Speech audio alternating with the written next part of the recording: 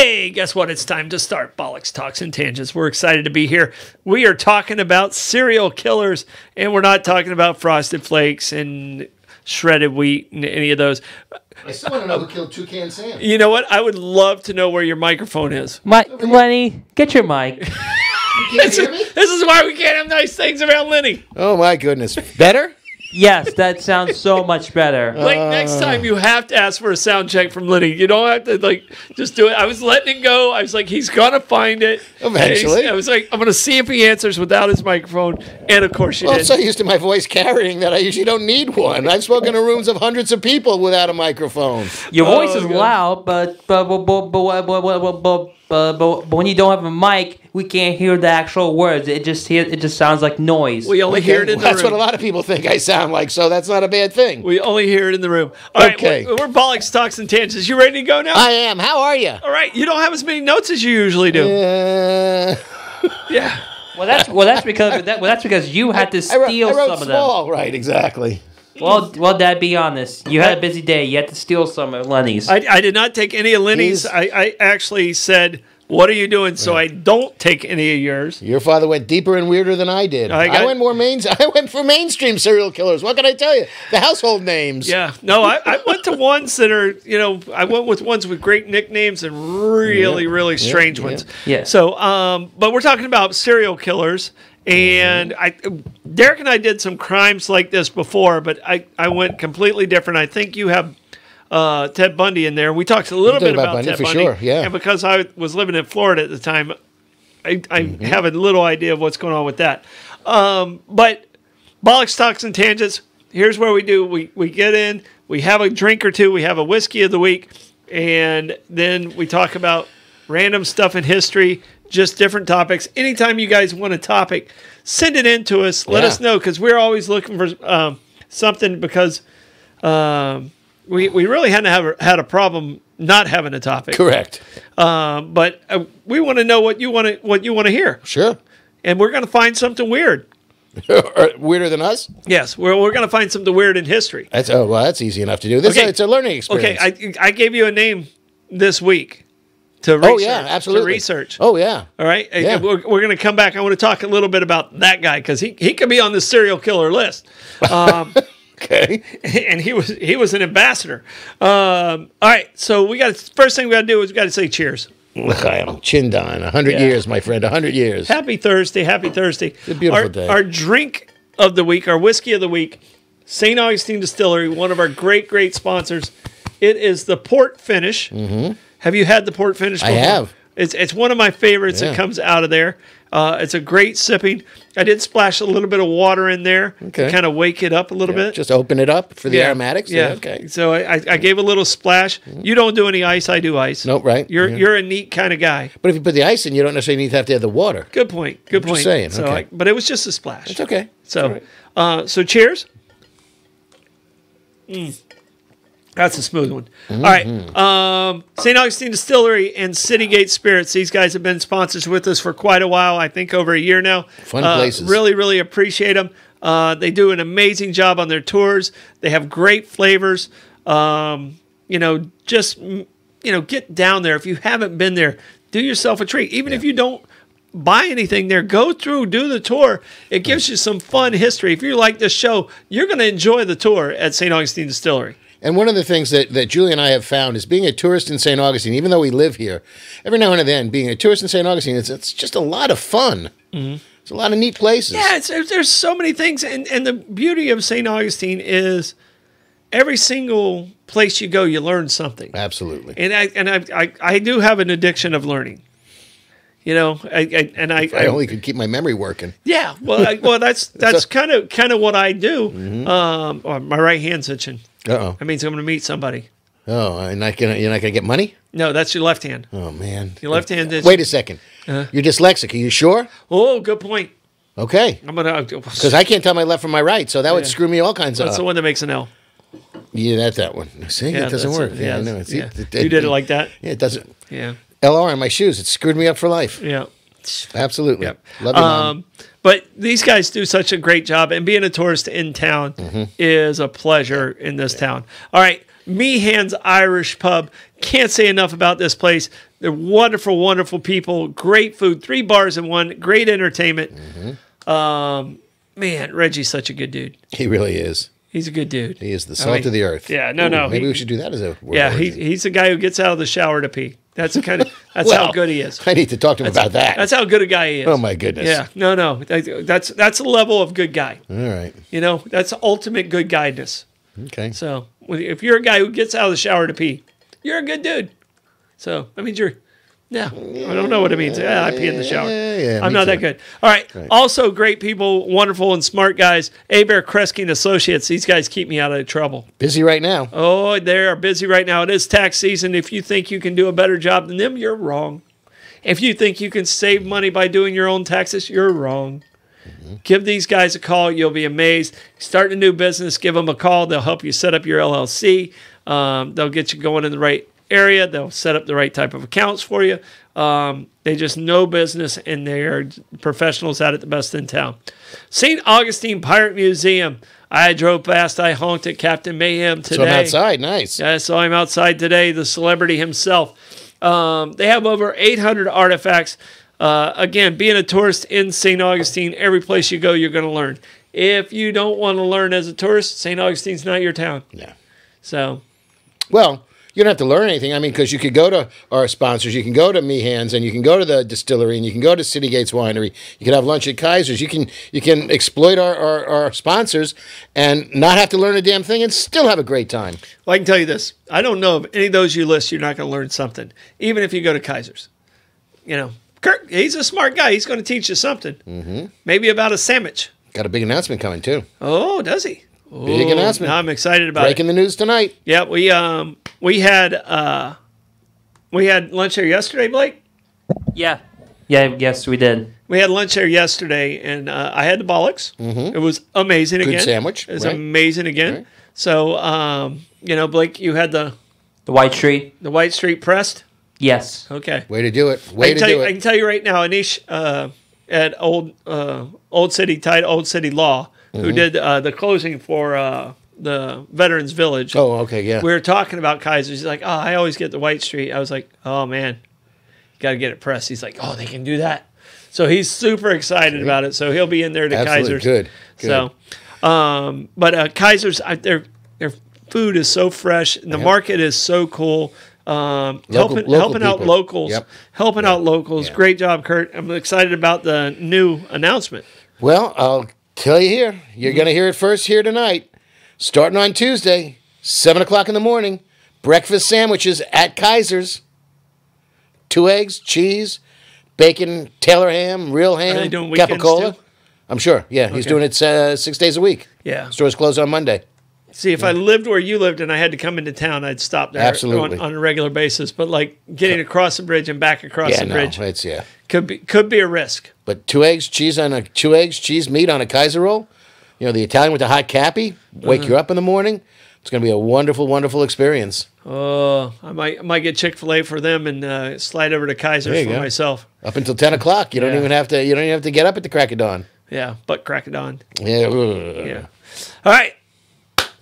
Big show. We got a lot of stuff. Scary show, yeah. Scary show. Bad people. Ooh. Really dark and bad people. There's lots of them. We were not at a loss for subjects. All right, so each of us only have one word origin. Correct. All right, We have too much content. There's a lot of stuff going on here. Last week we talked a lot, and I got to give Kurt credit. He came up with an athlete that did not make our list. And I agree. I don't know how this athlete would look on Mount Rushmore. Well, people would ask why such a long face. Yeah, we're talking about Secretariat. There you go. I don't know if there's a more dominant athlete that would have been on the list. That's hard to think. I mean, didn't he win the Belmont by like 30 lengths or something like that? Huge distance. Yeah. The horse. To say the horse was a beast is a little bit redundant, but under emphatic. That horse could run. Yes. Beautiful, beautiful animal. 73? Triple Crown winner, 73? Is that what it was? About the right time frame, but I'm not good with numbers. Can you check that real quick? Checking. Okay. I know Seattle Slew was like 77 or 78. Yep. affirmed was 78. 1973, yes. Yeah, so when you you're had good, you're Seattle slew in 77 and And affirmed in 78, right? Secretariat won by 31 lengths at Belmont. 31 links at Belmont. That is like just absolutely That's like half the track. ridiculous. Yeah. But was I right about 77 and 78? 77 was Seattle slew. 78 was affirmed. Okay. And then we went like Better write that shit almost down. 30 years before we had another Triple Crown winner. The next one was 2015 with American Pharaoh. American Pharaoh. Then almost 40 years. Yeah. Then 2018 Justify. Yeah. Yeah, it happened. It happened on like in little series. So we might have another 40-year gap. Well, having grown up half an hour from Belmont, man, that was one busy place when you had somebody that won the Kentucky Derby and the Preakness coming into the Belmont. You could not get near that place. Yeah. All right. Heather just asked, what would Hi, Heather. What would the race car driver be on a Mount Rushmore? Okay. Is she asking for one singular race car driver? I got to go with Dale Earnhardt Jr. Even though a lot of people would say Richard Petty on the NASCAR side. Wait, hold on. On the Formula One side, people are going to say Michael Schumacher, right? I'm going to say Mario Andretti. Oh yeah. Okay. All right, wait, hold on. Were you saying junior is better than senior? Oh, I didn't mean junior. I meant senior. Okay, I meant senior. I meant number 3. 3, not 8. Yeah. Gotcha. Yeah. All right. How do you like that for a northern boy? Or 88. Yeah. Right. Yeah. All right. It was very good. I'm impressed. All right. All right. So for me, Formula One, it has to be. I know a lot of people are going to say Schumacher, but I'm actually going to say Ayrton Senna, the Brazilian, Okay. 3-time F1 champion. So you would put him even above Hamilton. Yes. Like I know Lewis has won 7 times though. Yes, but like his talent was like supremely good, but he also was killed early, like in the race as well. So he probably had like 5 more years in him. Yeah. So, But it is so much fun to say Emerson Fittipaldi. Fittipaldi. Yeah. No, I just like saying that. Formula One starts this weekend. Okay. And Blake's been a Formula One fan for about 4 or 5 years, and I really didn't know it. So I had to watch the documentary, and now I get why he likes it so much. So, now I'm like excited about the race on Saturday. Cool. So I'm going to get Kaiser's and then Nice. go home and watch the race because the race starts at 10. All right. All right. First thing we got to do word origins. Your word origin is pretty much the topic tonight. Figure it was worth an explanation. Okay. So I'm going to let you go first, Okay. and then I'll give mine. All right. So my word origin is serial killer. Okay. And at first, and there was a lot of citations to it in literature, without really giving it a definitive meaning. But the colloquialism and the history is serial homicide was a phrase coined in 1974 by Robert Riesler. And he was an FBI agent doing a lecture in England. And he termed the term serial homicide. Now, 11 years later, a gentleman by the name of Pierce Brooks, who was an LAPD detective. Pierce. And Pierce. the man who invented... Worst 007 ever. Go ahead. Yeah, I'm not a Timothy Dalton fan. Yeah, but anybody I think I can kick their ass should never be 007. Fair enough. I'm pretty sure I can kick. He's probably the only one I'd be willing to fight. Yeah, but he was a Pierce little bit more Brosnan. witty. But Timothy Dalton was just not even fun. Yeah, that's true. Yeah. It was boring. I take George Lazenby over Timothy Dalton. Yeah.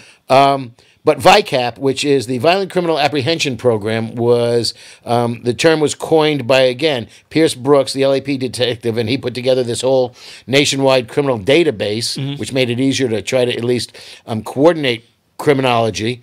And he was the one who first termed the term serial killer in 1985, which is somebody who, and it fluctuates because it's 3 or more killings, but now, every now and again they'll be lenient and you could do 2 people and be a serial killer. The trick is they have to be spread out by a little bit of time, not in the same location, because otherwise it's mass murder.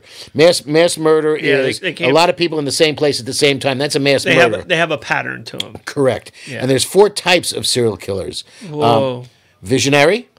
What year was this? This was 1985 when he coined that term. They weren't called serial killers before then? Serial homicide. I mean, they were, but it was never codified with a definition, I believe. Okay, all right. Because it seemed like growing up. I mean, Well, yeah, and because one of yours Bundys, I remember growing up and it being that, but I guess they just called it a homicide. Well, that was the sort of overlap too, because Bundy was right in that time frame. Maybe he was the one who precipitated the term. Not quite sure. But there's a visionary killer, a hedonistic killer who does it for lust and thrills, a mission-oriented killer, and people that are in it for power and control. Okay. So it's pretty much the same reason wars are out there. Basically, well, it's interesting you say that because as an example of power and control, they had the Medicis as an example of people who were killers to coordinate their power and their control. Yeah. It was possibly the richest family ever in the history of the world. All right. Yeah. All right. So my word origin is making a killing. Apropos for today. All right. Making a killing. If you're making a killing, that means you what? Got some buckage. You're bringing in the bucks, right? Yep. All right. So it came around the 1900s. And it came around about the same time as life insurance became popular. Okay. I understand And where do we get to one of my killers? Yeah, well, that's why this is it. And it was released in a newspaper article of somebody making a killing because their husband had just passed away. And now making a killing is like in a stock market. Right, You didn't go on a real estate deal or something like that. Wow, he made a killing on that. Yep. All right. But it actually started with insurance, like somebody inconveniently passed. How could that happen? They were so healthy when I just saw them. Someone collected some money, and that's where and it completely makes sense that's making a killing. That works. All right. Your first killer. Well, I'm going to go right into the person who is deemed to be America's first serial killer. Wait. I had a great comment for a topic next week, so I don't forget. Okay. And I think it did come from Heather, and it's the history of cannabis. Ooh. So No, wait, hold on. But can we smoke on air? It's in that we're fine. I have a card. Yeah, I have a card. Yeah, why not? So yeah, No, hold on. Do a gummy. Oh, you know how that affects me. You're definitely driving next week. Lenny, let me tell you right now, I am the wuss of wusses when it comes to edibles. Yeah. I mean, and I'm fun. Yeah, I'm sure. But ding, they hit me hard. Yeah, they hit me hard. All right. So yeah, I think we're going to do that. We're going to do that. Good job, Heather. Yeah, so I think next week's cannabis, just for Heather. Okay. So, all right. Puff, pass. So your first one is? H.H. Holmes. Okay. Who was deemed to be America's first serial killer. Oh. And first of all, I have to say, for those of you in Lenny's book club, get a copy of Black Devil in White City. And that's a book by Eric Larson, Larson. It is a phenomenal read. It's a historical novel that talks about the entire build out and the World's Columbian Exhibition in Chicago in 1893. Mm-hmm. And that was they called it White City because that's when they first electrified the place and they lit it up with electric light bulbs. And people were amazed at that. Mm-hmm. Absolutely amazed at that. It was phenomenal. It was in 6 months, they had 27 million people pass through the property. Mm-hmm. The whole thing was done by Edward Olmsted, the guy that did Central Park. The book is brilliant, but it's a parallel book. So it's the story of the building of this entire exposition, and then it's a story of Henry Howard Holmes, which was actually a pseudonym because the guy was born Herman Webster Mudgett. And he took the name H.H. Holmes. Holmes after Sherlock Holmes, actually. Okay. And the guy started out in insurance fraud. He would insure people, knock them off. Some people, were in on it, and they would just disappear and split the money. And that's how he got started with insurance fraud, actually. And he ended up going to med school at the University of Michigan, graduated there. You know, it's legal to invest in people's life insurance policies. Oh, yeah. Yeah. Like the people And you will can sell them. You'll buy other people's life insurance policies, and then you have to check and see if they're dead or not. Well, it would help to know. Oh, you mean you don't check first? No. You buy them while they're alive. Right. All right. And then when they die, you collect their life insurance.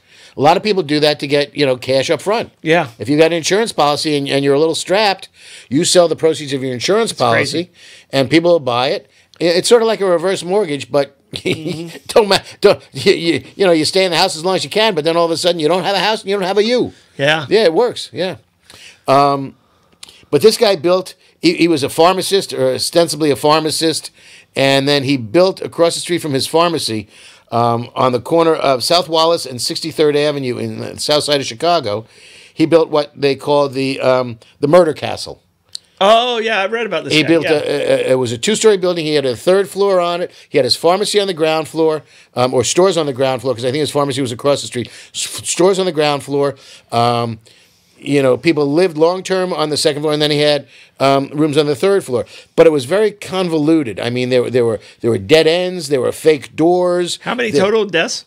Well, it depends on who you ask. He was 9 confirmed. He claimed 27, or they claimed 27, and he got hanged, arrested, convicted, and hanged. Or hunged?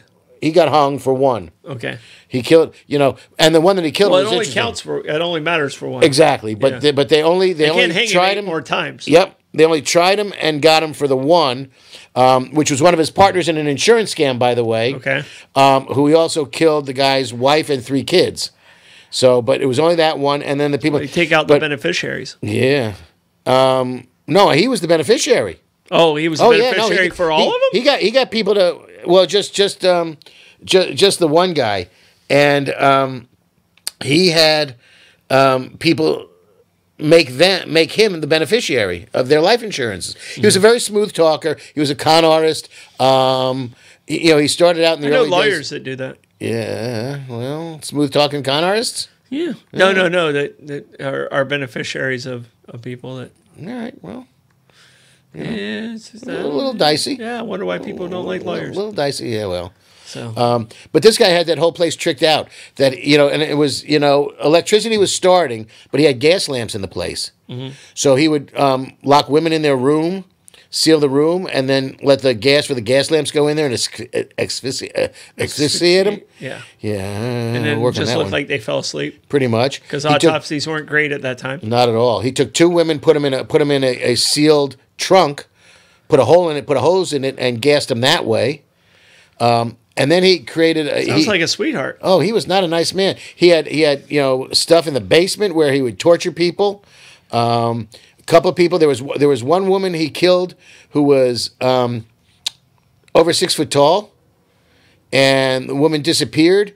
And then coincidentally, a couple of days later, there was a guy that was articulating a skeleton of a very tall woman. After he stripped all the skin and flesh off, because Holmes would then sell articulated skeletons to medical schools. Yeah. He would be a grave robber. Cadavers were expensive. Yeah, and he was a grave robber, to the point that he demanded, after he was executed, that they put him in a cement-filled coffin, because his fear was that somebody was going to come and grave rob him. Of course they would. Well, it worked out very interestingly, because years later, he wasn't dead. It wasn't really him. They exhumed the body, and because he was sealed in cement, when they got to him, his clothes were intact, his mustache was intact. The guy was pretty well preserved because of this, and they were absolutely, through dental records, declared that this was absolutely H.H. Holmes. Interesting corollary. He did have guy was married illegally married 3 times. I say that because he was never divorced from any of the women. Mm-hmm. He would just get married and never get a divorce. At least Saves 3 times. On court fees. Possibly 4 women. One of whom he killed. The other 3 just he left. Probably killed them all. And with his first wife, he actually. What was his nickname? Did he have a nickname? No. See, I went with guys with nicknames. No. He was just, he didn't have a nickname. He was just, he had a pseudonym because his given name was Herman Webster Midget. Now, he had a son. And his son ended up becoming, this is a bizarre story, city manager of Orlando. Okay. Was a city manager for Orlando, Florida. Yeah. So how, I mean, even after his dad got caught? Wow. Yeah. I don't know if that Years happens later. in today's Yeah, the guy life. lived into the 1950s. His son lived in the 1950s. I didn't know. And, you know, anybody who knew anything about H.H. Holmes wouldn't have known anything or associated anything with the name Mudgett. So, yeah. All right. My guy's name, Albert Fish. I threw this name at you. You didn't know who it was. F-I-S-S-C-H or F-I-S-H? Like swim in the water. Okay. All right. And Yeah, I didn't recognize it. Albert, he said he had over 100 children. Probably not true. He was a little bit Tired? a little bit warped is the best way to put it. So he went by several different names. He was actually born Hamilton Howard Fish. And I noticed with a lot of these people, they switch their names around a little bit. I just think the name Hamilton Fish means something to me. Okay? But he was in New York. He was a New York guy. All right? And Time period? yeah, time period was his murder time period was only about 3 years, 4 years. Okay. And it was it was 8 years. It was between 1924 and 1932. Okay. All right. Through the Roaring Twenties. So his victims, it's somewhere between 3 and 20. They don't know exactly what the number is. He admitted to at least 5. All right. He admitted to at least 5. And he was cannibalism, Okay. rape. He also was in pedophilia. Really bad human being. Yeah. All right. But his nickname, the Boogeyman. So, and a lot of people say the Boogeyman comes from playing golf and getting a bogey and That's the stuff bogey. like that. That's the bogeyman. Right? All right. But this guy was That's my golf game. truly the guy you were afraid of in New York. And he was the Boogeyman. And he was killed in the electric chair. Sing Sing. Yes, he was killed in the electric chair, and it was in Sing Sing, Yeah. and he died in 1936.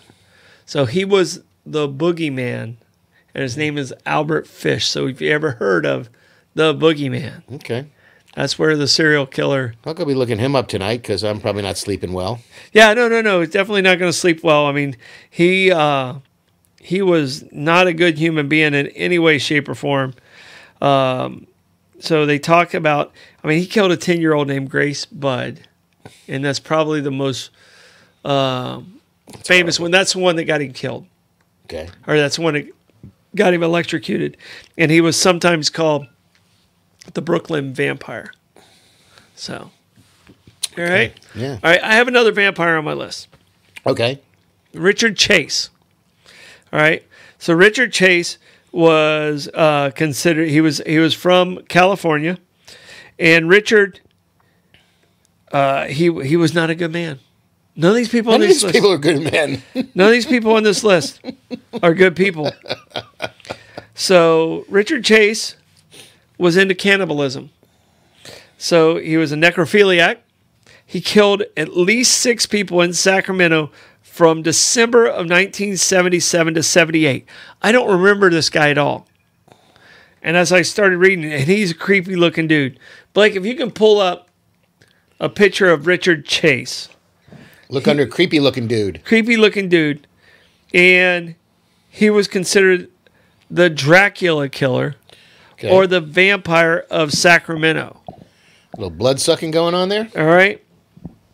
And his motive was for blood drinking, sexual pleasure, and necrophilia. Right.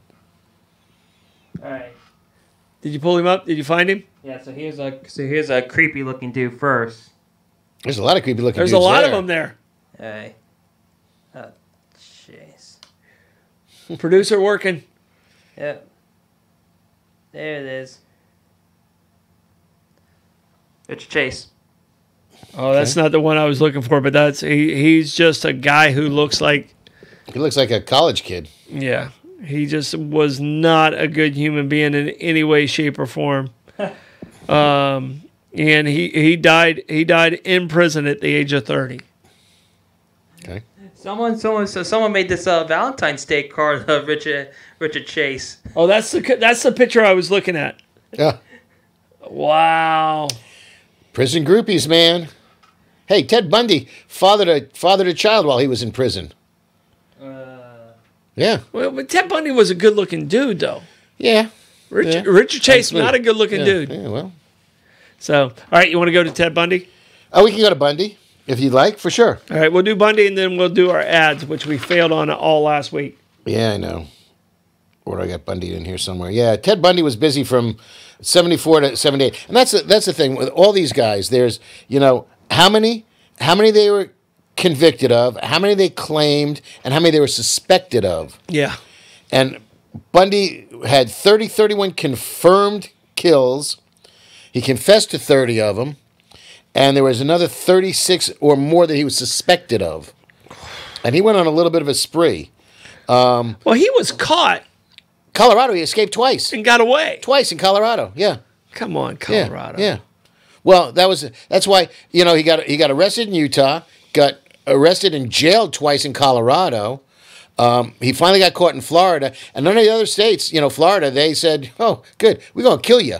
And the other states you don't get away from Sparky. Yeah, and the other states didn't say, we want him back. They said, no, you can have him. Go right ahead. Be my guest. Yeah, no. They knew Florida would take care of business. Yep. You don't come here and do shit like that in Florida and not expect to get sparked. Well, certainly not in St. Johns County with our friend Sheriff Hardwick. Man, he is keeping this county safe. Hardwick Hotel. Man, the man is true to his word. I will tell you that. Mm-hmm. I am very, very proud of that man. Bundy was electrocuted in 1989. He did most of his dirty work between 74 and 78. They had him for 30, 35, but it could have been over 100. The guy went nuts. They thought he was killing people when he was a 12-year-old. He was killing other kids. And he was a little bit of a psycho because none of these guys are sane. He would dump the bodies in the woods, and then he would go back and visit them and visit them and visit them, and molest them sexually after they were dead, until it got to the point of decomposition made it difficult to do that. For a while, that's what kept him away. Well, yeah, we got a little. Never mind. He also beheaded, decapitated a bunch of them, and for a while kept their heads in his apartment. Mm-hmm. A couple of times, and he was kind of random. What he would do is he would look helpless. He would put a sling on. He'd be carrying a stack of books. He'd have crutches. He'd ask women to help him to his car. When they would, he'd club them, throw them in the car, and then take them off to some secluded place and rape them. He ended up getting 2 daughters of 2 different police chiefs as his victims. That's just trying to get caught. I mean, it was random. I don't know that he knew that they were police chief's daughters, but 2 of his victims. He was pretty smart dude. I think he knew. Well, maybe. I don't know if he did a lot of, if he did a lot of scoping out other than the areas, because he did scope out where his dump sites were and where his rape sites were. And he was killed in Rayford, Florida, in the electric chair on January 24th, 1989. He spent a long time on the 10 most wanted list, the FBI's 10 most wanted list. Mm-hmm. I think it was the Chi Omega for sorority. Well, didn't he get caught at? I thought he got caught at not Lewis Hall, in Florida State. FSU. It was the Chi Omega sorority. Sorority, yeah. Okay, yeah. I thought he got caught at Cash Hall. I don't know where it was, but he went in and had his way. And it was weird because he went into the sorority, clubbed one woman to death, mangled another woman, cut up another woman, in a house full of women sleeping, and nobody heard a thing, and he got out. Mm-hmm. Yeah. And the 2 I remember, he's one that I remember, and I don't know if you remember this name and if it got to New York at all, but this is one of the. I was probably 10 or 11 years old, maybe 12. John Spinkelink. Do you remember that name at all? It sounds familiar, but I couldn't tell you anything about him. I think it was one of the first times they televised an electrocution. That's lovely. And it was not on regular TV. It wasn't on like national TV, but you could find it. And my parents somehow found it. Okay. You know, and it wasn't like internet at that time. Right. So, and Blake, if you can look up Spinkelink, I think it was Spinkelink, as John Spinkelink, and it had to be in the late 70s. But they actually showed him, and it was such a brutal. And I don't know if they did it to try and eliminate capital murder, capital punishment or not. But some of these people, they don't need to be here anymore. Well, it's just. And I don't know where you are on capital punishment. I pick a day of the week. Yeah, it's so difficult, you know, because there's just. I mean, you can just get cold-blooded about it and talk about the cost benefits of keeping someone in death row forever vis-a-vis any type of, you know, it's not like they're ever going to get out. It's not like they're going to be rehabilitated. So why, you know, is that not cruel and unusual punishment? You know. It's just the inefficiency of capital murder, capital punishment is bizarre in this day and age. That there's not a more efficient way to execute somebody. You know, I mean, they're going back to talking about the firing squad. Yeah, it's crazy. I'm okay if they're in pain. Well, that's another thing, you know. So, you know, you're killing somebody. It's got to be comfortable for them. They didn't make their victims comfortable. Well, evidently, and I'm trying to remember, and I don't think my parents actually let me watch it, but I know it was very disturbing that the electrocution actually split his flesh. Okay. And it was visibly shown. But I mean, I think it's it just sticks with me because I was like 10 years old. Did you find John Spinkelink at all? Am I close to that? Yeah, you were correct. Is that right? What year was he executed? Probably 78, 79. 79. Yeah. What was his crime? I mean, it was murder. Yeah, but he wasn't a serial killer. He was just a generic murderer. I think he was accused of other stuff too, but I think he hatcheted up somebody or something. Ooh, okay, small pieces. Yeah. But it's just, you know, I mean, you had the gas chamber, you had the electric chair, you had hanging, you had firing squads, you have lethal injection. Then you can't get the combination for the lethal injection. You know what? And everybody's pussyfooting around on eggshells because, but it can't be cruel and unusual. You're killing somebody. What's more cruel and unusual than that? Seriously. Yeah. You know, I mean, there's definitional terms here, and I'm not necessarily saying I'm a proponent of capital punishment, but you know, I think it's a financial constraint in this day and age. Prisons are overcrowded, not that death rows are. But then you come back to the fact that, I mean, there's some people that there's just no doubt whatsoever that they have done what they have done, and deserve to be adjudicated for the crime. There are some people that are convicted on bad evidence, circumstantial evidence. They're framed.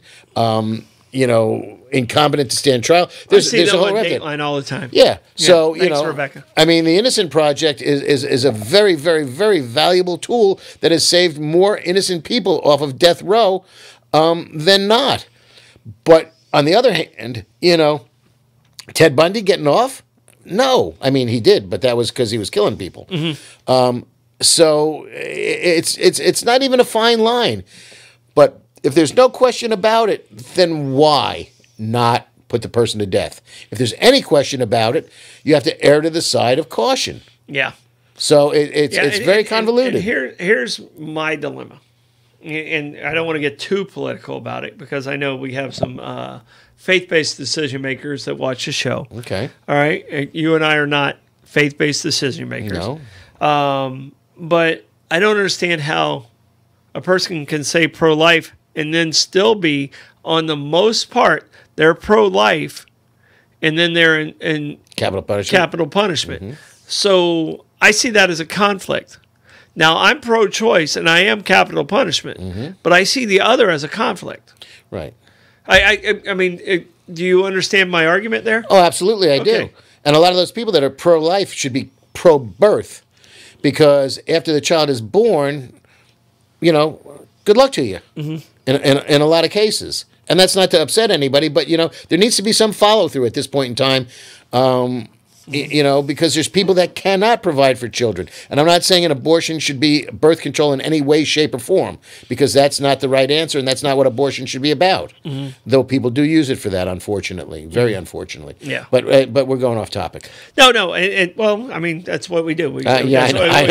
But I don't know if this is a topic we want to go off on. It's talks and tangents. No, it's fine. Okay. And it's a one topic. You're not scaring me. It's a one topic Mike and I we'll never agree on. Because and it comes down to being a faith-based decision maker. Mm-hmm. And if you're talking to a faith-based decision maker and you have your own concept of your decisions, sometimes you're never going to be on the same page. Right. That's the time you don't talk about it. Right. But you need to listen to understand where the other person's coming from. You 100% have to do that, and you have to understand where their decision's coming from. Mm-hmm. So, and that's why I give grace to that. Mm-hmm. But in my opinion, it's the woman's decision, and it's her that has to make that decision. Right. And it's not for me to say right or wrong. When I'm gone, I'm going to find out how right or how wrong I am, or I'm not going to find out anything because I'm gone. Well, yeah, and that's something else I'm not going to get into. But we've talked about this off. Why are you cowering away? I'm not cowering. I'm just saying that what? Can you believe I made Lenny I'm trying to be I'm trying to be polite. Are you running for office? Not in Florida. No, not in Florida. Let it go, Lenny. Fine. You know what? There is no downside to being born again. Yeah. There is just no downside, because if the rapture happens, more power to you. Please say hello to Jesus when you're sitting at the right hand of God. Put in a good word for me. I ask you, please. I am not a bad person. Yeah. I may be a schmuck at times, but I'm not a bad person. Yeah. On the other hand, if there's no rapture, you're dead. You have no idea. So you know what? There's no downside. There's no loss. So you don't do it. And so are they doubling down? Well, the other thing is, and there was a pretty funny book that, if you're a firm believer in the rapture, make sure you always have a Jewish person driving. In the rapture? Yeah, well, you're covered? Yeah. Double down. They're going, you're. Shouldn't you have to hold you in? No, you're going up and the car doesn't hit anybody. Well, okay. There you go. Because if you're driving and you're behind the wheel, you get raptured, your car keeps going. Gotcha. So, Gotcha. But I think there's no downside to being born again and believing in the rapture, because one or two things happen. Either you're absolutely correct, and please send me a sign that you are, because I'll go dunk. And if not, nobody knows the difference. Yeah. Well, and here's the thing that I always say when people tell me but you don't get that bourbon. Yeah. No. Yeah. Maybe we do. We do. Right. Maybe we do. Isn't it ironic that we're all born into a religion that suits us? That suits us, or that we're told? No. Don't get me started. No. If you're born in India, you're normally going to be Hindu. Hindu, right. All right. If you're born in, say, Iraq, right, you're going to be some type of Muslim usually. Okay. All right. You're born in Israel, you're going to be Jewish for the most part. Mm-hmm. You're born in Tennessee, you're probably going to be some type of Christianity. Right. Baptist at best. Isn't it ironic that wherever you're born, that's the religion you actually absorb? Well, I continually bristle at the fact that people tell you what your religion is and you don't necessarily get a choice in that. Mm-hmm. Because, my father was Catholic, my mother was Jewish. I was raised neither. Studied them all. Went to temple with my mother on high holidays. Went to church with my father on Easter and Christmas. Big fan of holidays where you get gifts. Christmas, Passover. Yeah. Hook a brother, Christmas and you got both. Hanukkah. Absolutely. Okay. Absolutely. At one point in time, my parents being brilliant as they are, and my father, who would rebuild his Christmas trees, if there's a bald spot, he would take a branch off, drill a hole, and put the branch in to fill a bald spot. But when you trim the trunks, we had a menorah in my house that was made out of Christmas tree trunks. We covered all the bases. It didn't matter. But I was, Well, that's what I'm saying. And the thing that I was raised in a Christian base family. So like I have just enough knowledge to be very argumentative. That's why we get along so well. And be very questioning of and I'm not calling a friend out because he's not watching, but I can tell you right now, I had a friend who was arguing with me about me no longer being a Christian. Yeah, I was raised that way. I lived a lot of Christian beliefs and stuff like that, and all of these religions have one thing in common: they live by the golden rule, do unto others. That's the main tenet, you know. That is the main thing about being kind. Right. All right. So one of the questions I asked was, and I asked this to all Christians when I asked this question. So they believe of the major flood of Noah. Okay. All right. There was 8 people on the ark. All right. It was Noah, his 3 children, and their wives. There was no one else. It was just those 8. Right. Which one of them was black? Seth. No. All right. Shem. No. Okay. Here's the answer I got back. All right. Even though the world was supposed to be wiped out except for those 8, he said Cain and Abel. Goes back to the story of Cain and Abel. Okay. All right. Cain kills Abel. Cain was scarred and cast out. This person, as a Christian, said Cain is the descendant, and that's the scar. The black population of the scars? Can you believe? This is a very well-educated human. No one lives in St. Augustine, so don't think that. No. That was the response I got back from a truly loving human being. That is the answer I got back. That after the flood and everything dried out? No. It was even prior to that. But I was like, everything was supposed to be wiped out. Where'd they go? Right. Where did they go? You know. But I was like, that happened. So I was like, good. your history's not even lining up. Sorry. But you understand my... Oh, I absolutely do. I have just enough knowledge to be painful in an argument. Hey, I may have told you this before. I took a great class in high school called Bible as Literature. And sat there, and we started out in the traditional classroom with rows of desks, and I sat in the center row, and my buddy Charlie Franca sat next to me in another row, and then the class was there, and Lorraine Vitale was wonderful teacher. Passed away, but man, she was a great teacher. And, you know, we talk about this, we do it, and I would question almost everything. Yes. You know, thou shalt not kill. Didn't God just open up the ground and suck 3,000 people to their desk?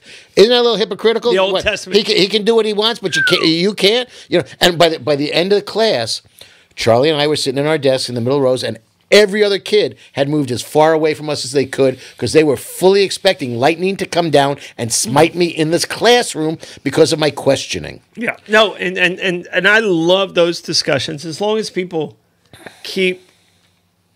Don't get angry about it. Right. And I consider myself... I don't get angry. I consider myself... I truly want to know the answer to these responses. Look, you know, well, my wife tells me I don't believe anything I can see, touch, or taste. That completely caught me off guard. I still don't understand that, but you know, but I consider myself...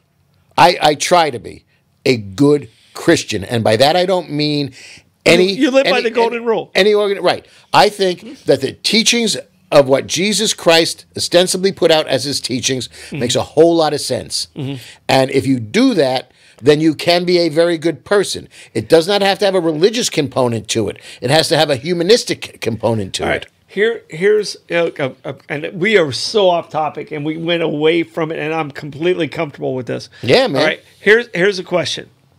3 of the greatest people in history. 3 of the greatest people in history that I believe... Actually, because I believe there was an actual person associated with Jesus that walked on earth. I believe that person... That Jesus existed. That person existed and walked. Yeah, I can believe that for sure, without a doubt. So I have the 3 greatest people I feel that like wanted people to love each other are Jesus Christ, Mahatma Gandhi, and Martin Luther King. I concur. As a human race... What about Buddha? No, just for my point. I'll stick with this. Okay. All right. As a human race, What did we do to those 3? Killed them all. We suck. Yeah. Oh, yeah. All right. Yeah. So let's try and live by the golden rule. I really do. I have feet of clay. I am not as good as it as I would like to be, but I try. I really do. Yeah. Sponsors, man, we gotta talk about these guys, and I'm going to rush through it because we only got 10 minutes left, and I know we got a couple more that we want to talk about. St. Augustine Distillery and City Gate Spirits, appreciate it. This is, I don't know if this is nice. Every once in a while, it nice just stuff. tastes right. Yep. And today's one of those nights. I think they make great whiskeys at the distillery. I really do. Yeah. I'm a big fan. All right, talk about Meehan's. I'm having a sip. Well, Meehan's is just a great place. We were talking about being a tourist in St. Augustine. If you live here, just if you haven't been to Meehan's in a while, go to Meehan's. Chef Chris does a great job with his specials. The oysters are fresh and fabulous. The music is there out in the backyard or in the pub. If you haven't tried their Irish cream, I rant about it all the time because it's fabulous. If you're a whiskey drinker and you're an Irish whiskey drinker, you will not find in this country, and I'm going to go out on a limb and say that without hesitation, you will not find a better collection of Irish whiskey in America than you will at Meehan's. It is phenomenal. Staff is great. Personalities are great. Just go and enjoy. It's a really good spot. It is. I'm kind of partial to it. I don't know anybody who goes there and goes, "Wow, this place doesn't fit." And you know what? It fits everybody. And they're gearing up because we're what 18, 19 days away from St. Patrick's Day. Yeah. So gear up for that. They do it right. Yep, we're going to be in town for St. Patrick's Day. So, I'm going to be hiding. Kresge and Associates also gearing up. Tax season's in play right now. Give these guys a call. They're the best in the business. Hebert, Kresge and Associates. St. Augustine Pirate Museum. Just wonderful people. Cindy and the entire crew over there. They do an amazing job, always participating in whatever needs to be done in St. Augustine. Appreciate you guys. So happy you're here.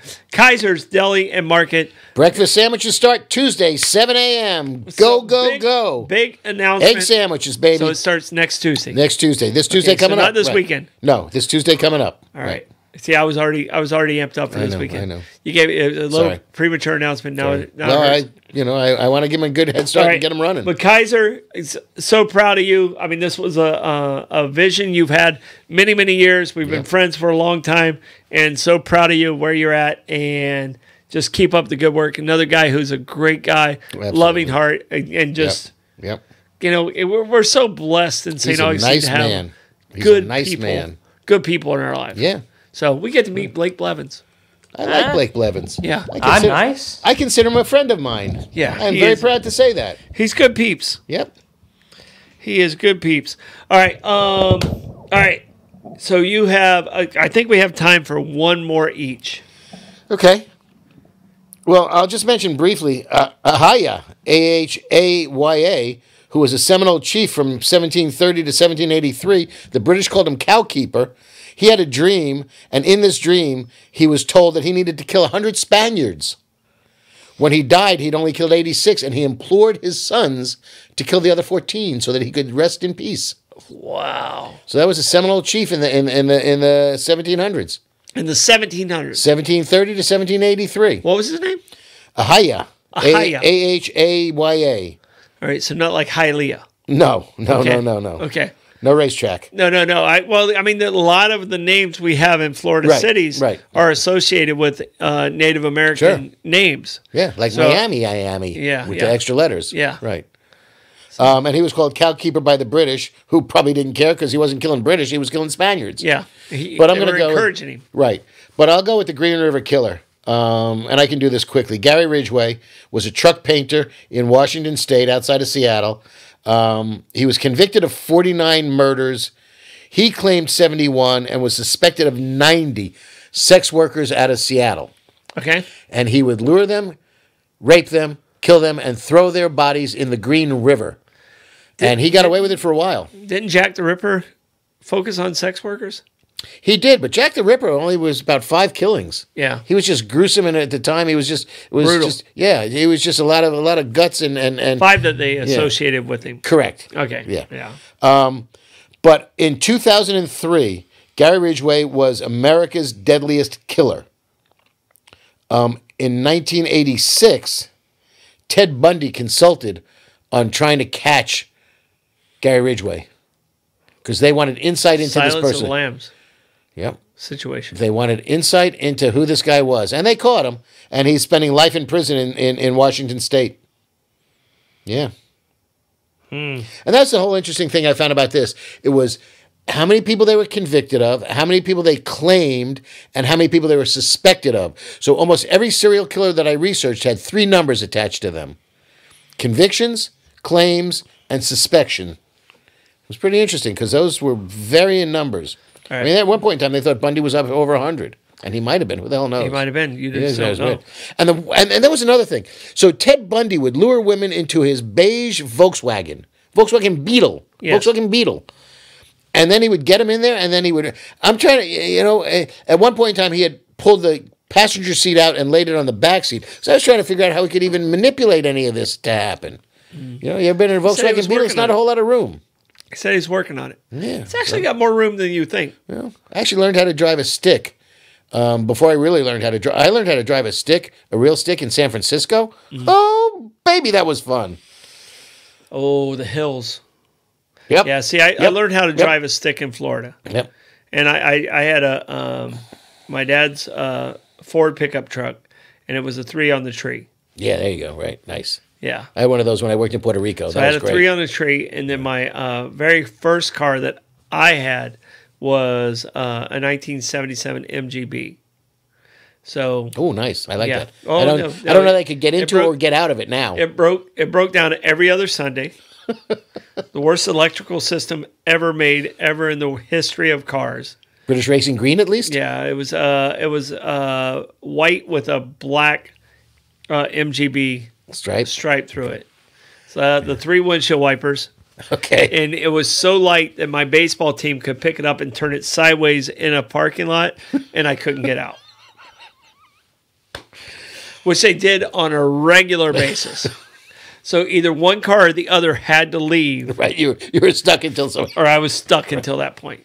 Well, my friend Billy Muirhead, when we were in high school, my friend Billy Muirhead had a clutchless Volkswagen Beetle. Okay. And that's where I first learned how to change gears with a stick shift on West Broadway in Long Beach. That was a lot of fun. All right. Yeah. All right. My final guy, and this is the last guy we really have time for, is Dean Corll. And it's Corll. Ever heard of it? I couldn't even pronounce it. All right. Here we go. From 1970 to 1973.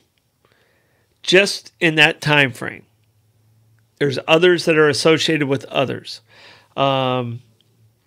He killed at least 28 teenage boys. All right. From 70 to 73. He was aided with 2 teenage accomplices. Ugh. David Owen Brooks and Elmer Wayne Henley. The crimes became the Houston mass murders, and this is the guy who was nicknamed the Candyman. Oh, had an unmarked white van? Little boy want some candy? His family actually owned a candy manufacturing company prior to. Okay. They were typically lured into, offered a party or a lift or an address that he resided, and he would restrain them either by force or deception, and each were killed either by strangulation or shooting with a .22 caliber bullet. Ouch, right? That's not easy to do. Yes. That's small caliber. Yes. Yeah. Well, it was at close range. Okay. All right. That's what mobsters would use, 2 in the back of the head with a .22. Yeah. Yeah, so it has him at 28 plus. I never heard this guy's name until we did this. Yeah. And then when his nickname popped up, he was nicknamed the Candyman. I was like, oh, that sounds so creepy. Yeah. You know what his other nickname was? The Pied Piper. Okay. Because he makes more sense with the kids. He would just get kids to follow in. Okay. And just, I mean, I don't know of any of the people that were out there that I researched today that were more evil than this human being. All right, we got 2 more seconds, so I want to just throw Rex Heuermann out there. He's the Gilgo Beach Killer. And I just want to put, for all of us that are local here now, think of driving from Volano Beach to Jacksonville Beach up to Ponte Vedra, and you're driving along the coast, A1A on the coast. Yep. All right. The Candyman did die by firing squad. Oh, he did? Okay. Okay, Yeah. yeah. What state? It was in Texas. Texas.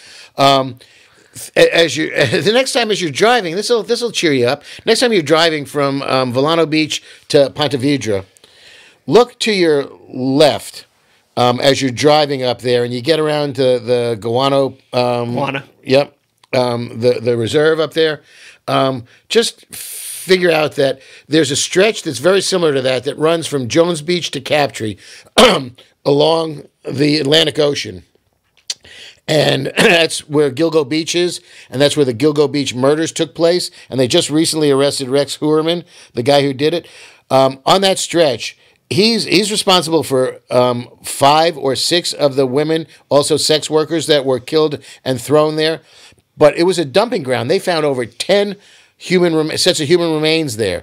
An Asian man dressed in women's clothes, a child, the 4 and 5 sex workers that he's responsible for killing, and 4 other people. And I can't tell you how many times Julie and I have driven up and down that road, whether years ago going to the Oak Beach Inn. Yeah. But it's very reminiscent. So, it's a terrible dumping ground. But they got this guy from DNA on a pizza crust because they started following him. Mm-hmm. And he dumped a pizza box in a trash can in Manhattan, and they picked it out, and they got his DNA off of a pizza crust, and that's how they finally were able to DNA has changed everything. Oh, baby! And how? Yep. All right, that's the end of our show. We got to stop it. We're almost 2 minutes over. But I got to give Barbara Jean the comment of the day. I was able to do a lot more in my VW Beetle than you can imagine. Okay, then. BJ. Thank you for that. All right, with the name BJ. We're not going to call you out on it, but that is beautiful. Well, thanks for clearing that up, Barbara Jean. So I appreciate great conversation today. Always, my friend. I can't believe I had to force you to speak your. I was trying to be polite. Be polite. Well, this is a podcast. I actually asked Blake for permission. Okay. And once we get the okay from Blake, Blake is a barometer. We get the okay from Blake. We let it fly. All right, I will not restrain myself anymore. You know, right. I just try to be. I try to be sensitive to other people's feelings. But I appreciate. Usually I just stomp all over them. Unfortunately, this is the show we've had the most comments we've ever had. I appreciate everyone who was in the comments. You guys just crushed it. Did they crush us? That's the question. Yes, they did crush us. But you know what? That's a part of it. We appreciate you guys. This is Bollox Talks and Tangents. Support our sponsors. Share the show. Tell people about it. We're loving you guys. Have a great night. Eat the white street.